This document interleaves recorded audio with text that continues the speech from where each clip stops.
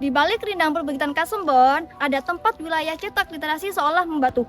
Tak ada gedung perpustakaan desa, tak ada pojok baca, bahkan peraturan desa soal literasi belum pernah tertulis.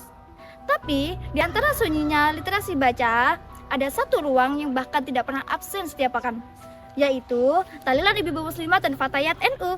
Indonesia sering disebut dalam satu angka yang mengejutkan, 0,001%, yang artinya dari 1.000 orang Indonesia hanya satu orang yang benar-benar gemar membaca. Kutipan ini berasal dari UNESCO yang terus diulang bertahun-tahun. Meskipun Perpustakaan Nasional pernah mengingatkan, angka ini sudah lama dan tidak boleh dibaca tanpa konteks. Menurut riset lain, World Most Literate Nation tahun 2016 menempatkan Indonesia di peringkat 60 dari 61 negara, tepat di atas Botswana di bawah Thailand. Tapi ironisnya dari sisi infrastruktur pendukung membaca, Indonesia justru dinilai lebih siap dibanding sejumlah negara Eropa. Tapi ada juga kabar yang lebih positif. Survei tingkat kegemaran membaca dari Perpustakaan Nasional mencatat 66,8 pada tahun 2023, naik dari 63,9 pada tahun sebelumnya dan masuk kategori tinggi. Dua cerita yang bertolak belakang ini, krisis versus tren membaik, keduanya punya satu titik temu. Mereka diukur dari kota, adanya sampel besar, tidak ada satupun yang datang dari desa sekecil Pondok Agung. Maka dari itu, kami memutuskan untuk turun sendiri dan bertanya langsung. Pondok Agung, sebuah desa yang mungkin tidak pernah muncul dalam laporan UNESCO.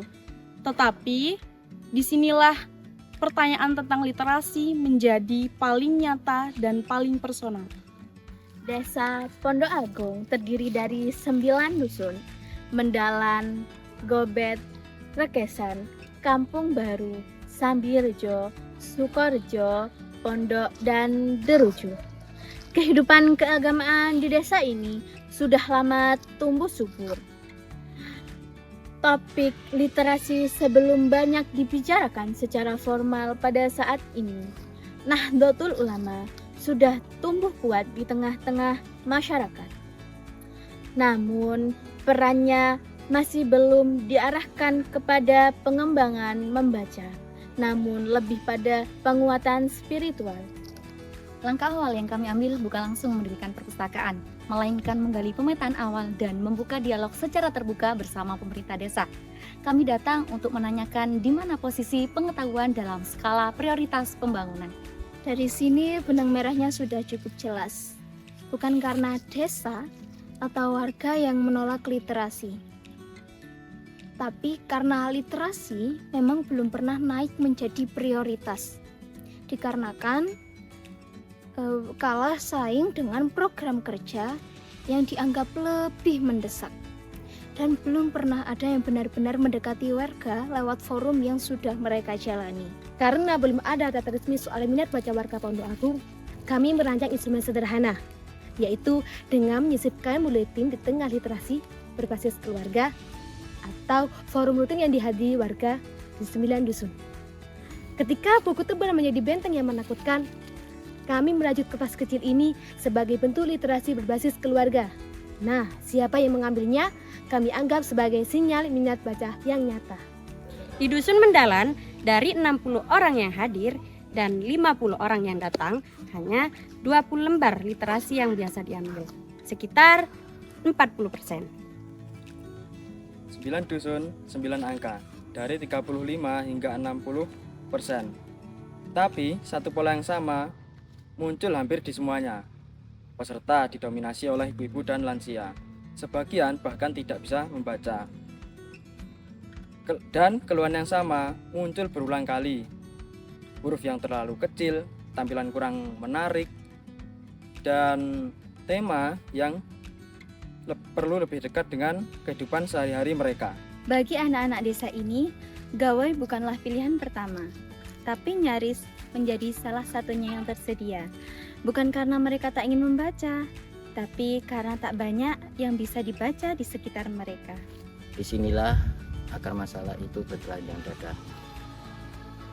Ketiadaan perdes dan dana desa bukan satu-satunya tembok besar.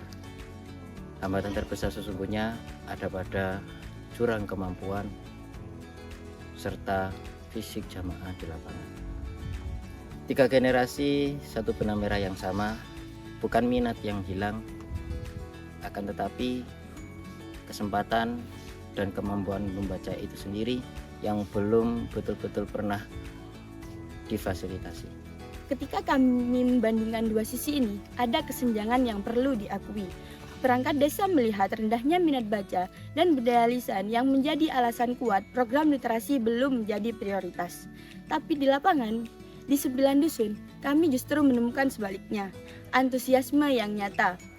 Yang belum bertemu bukan minat dengan ketiadaannya, tapi minat dengan ruang dan kemampuan untuk menyalurkannya. Yang paling terdampak ialah ibu-ibu dan lansia yang belum memiliki kesempatan untuk belajar membaca, serta anak-anak dan remaja yang tumbuh tanpa adanya satupun sudut baca. Hal ini penyebabnya berlapis, dari APBDes dan Perdes yang belum ada, sampai desain media yang belum ramah untuk dipandang oleh mata yang sudah mulai menua, dan pembaca yang belum lancar mengeja. Tapi dari 9 dusun itu, kami menemukan bahan baku harapan, yakni antusiasisme yang ramah, tinggal dijawab dengan cara yang tepat. Maka inilah yang sebenarnya kami kerjakan. Setelah data dan keluhan dari 9 dusun itu terkumpul, bukan sekedar rekomendasi di atas kertas, kami mengumpulkan pengurus muslimat, fatayat, dan ranting NU untuk mendiskusikan hasil temuan ini bersama-sama. Dan kami membentuk tim redaksi supaya program ini punya penerus ketika KKNT ini selesai. Nah, hasil dari diskusi itu, kita mendapatkan 2 solusi. Untuk solusi yang pertama, soal medianya.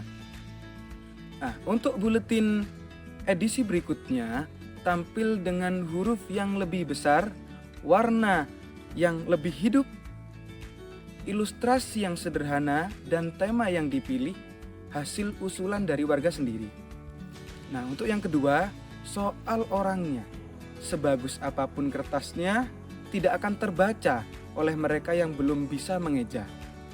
Fatayat hadir untuk mendampingi di setiap forum tahlil, mengubah momen kegiatan membagikan buletin menjadi momen belajar membaca bersama. Hasilnya kami beri nama Buletin Literasi Berbasis Keluarga. Dirancang bukan hanya dibaca sendirian, melainkan dibaca oleh siapapun. Dan karena program terhenti begitu KKN selesai bukanlah solusi, melainkan penundaan masalah. Maka kami menyusun peta jalan 5 tahun. Roadmap ini kami serahkan langsung kepada ranting NU dan pemerintah desa, bukan sebagai laporan akhir yang selesai begitu kami pulang, akan tetapi sebagai dasar agar suatu hari nanti alokasi APBDes dan peraturan desa yang belum ada punya sesuatu yang konkret untuk dipijak. Dari selembar kertas yang dibagikan di sela-sela tahlil, kami menyadari bahwa literasi tidak hanya selalu harus dimulai dari gedung-gedung besar dan anggaran banyak. Kadang ia cukup dimulai dari niat mendengarkan kebutuhan ibu-ibu fatayat dan muslimat dari huruf yang diperbesar, dan dari kesabaran mendampingi yang belum lancar membaca. Menjaga akal, hifdzul akal bukan hanya soal siapa yang pandai, tapi soal siapa yang diberi ruang dan pendampingan untuk belajar. Semoga langkah kecil ini menjadi awal dari ekosistem literasi keluarga yang lebih besar bagi Desa Pondok Agung.